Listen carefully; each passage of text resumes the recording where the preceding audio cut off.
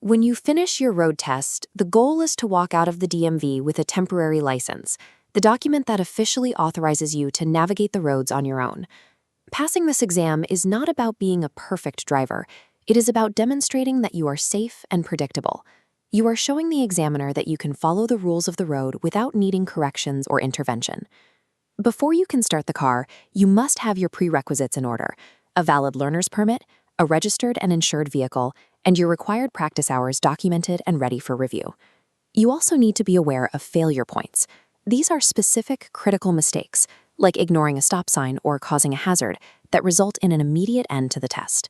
Instead of viewing this as a stressful exam, treat it as a step-by-step checklist. By following these specific protocols, you can systematically remove the risk of failure points.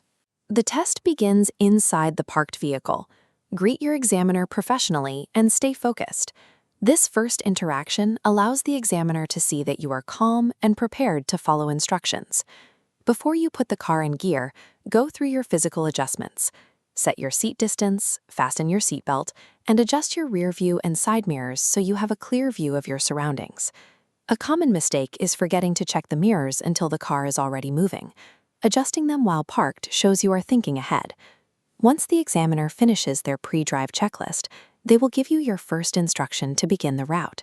Completing this setup correctly demonstrates your readiness and helps build the examiner's confidence in your ability before you even pull out. As you exit the DMV, accelerate smoothly. Keep both hands on the steering wheel to show you have full control of the vehicle's direction. Observe every speed limit sign. The examiner will be monitoring your speedometer to ensure you are staying at or slightly below the posted limit for the current zone. At every stop sign, slow down gradually. You must bring the car to a full stop behind the white limit line, ensuring there is no forward movement before you proceed. This graph illustrates the difference between a legal stop and a California roll. A proper stop requires zero velocity. If the car keeps even a slight amount of momentum, it is recorded as an automatic failure.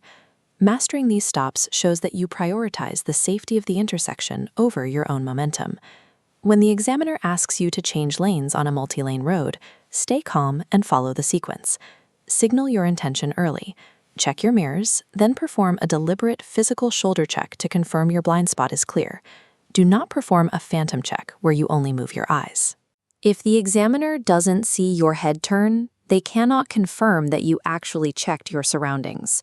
In residential areas, look for crosswalks and be ready to yield to pedestrians.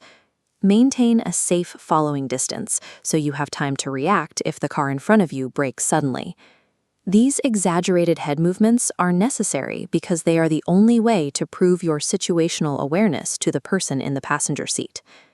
Next, the examiner will direct you to a quiet area to test your technical handling at low speeds. To parallel park, you must manage your pivot points. This diagram shows the proper angles needed to reverse into the space and straighten the wheels without touching the boundaries. The same focus on trajectory applies when backing into a standard space. Use your mirrors to center the vehicle between the lines while maintaining a slow, controlled speed. For a three-point turn, you will use the full width of the road. Turn the wheel fully to the left, reverse while turning fully to the right, and then straighten out to drive in the opposite direction.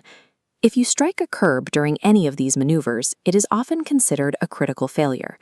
This usually happens when a driver tries to finish the move too quickly.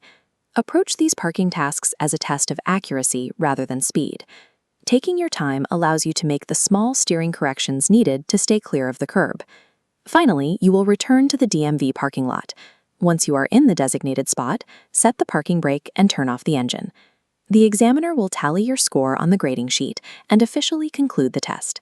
When you receive that passing score, you can head back inside to collect your temporary license and celebrate your first successful road test. The entire test is simply a demonstration. By acting predictably and following the safety protocols from start to finish, you prove you are ready for the road. Use these steps during your practice sessions. When you can perform them without thinking, you will be ready to earn your license on your first attempt.